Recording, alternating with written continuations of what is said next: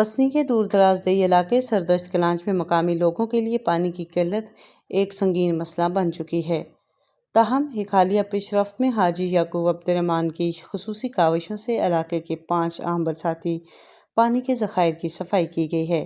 یہ ذخائر جو کئی سالوں سے ریت اور کچرے سے بھرے ہوئے تھے، اب مقامی لوگوں کے لیے دوبارہ قابل استعمال ہو گئے ہیں۔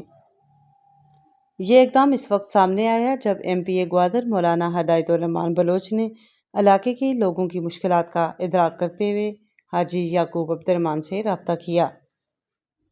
حاجی یعقوب عبدالرحمن، جو ایک معروف علاقائی شخصیت اور بلال کنسٹرکشن کے مالک ہیں، نے فوری طور پر اس نیک کام میں اپنا تعاون پیش کیا۔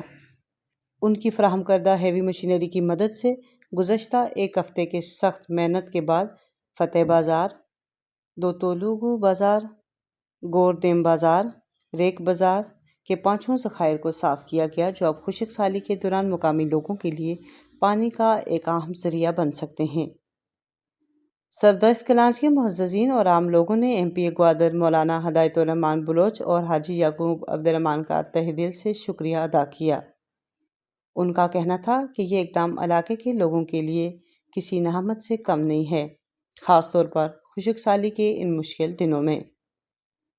یہ یاد رہے کہ سردشت کلانچ کے ایک معزز شخصیت مراد جان بخشی نے گزشتہ ماہ ایم پی اے گوادر مولانا ہدایت الرحمن بلوچ سے ان کی رہائش گاہ سربندن میں ملاقات کر کے علاقے میں پانی کی قلت کے بارے میں آگاہ کیا تھا اور ان کی ذخائر کی بحالی کے لیے خصوصی درخواست کی تھی۔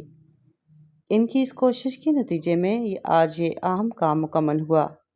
یہ اقدام نہ صرف سردشت کلانچ کے لوگوں کے لیے پانی کی قلت کے مسئلے کو حل کرنے میں مددگار ثابت ہوگا، بلکہ یہ علاقے کی ترقی اور خوشحالی میں بھی اہم کردار ادا کرے گا۔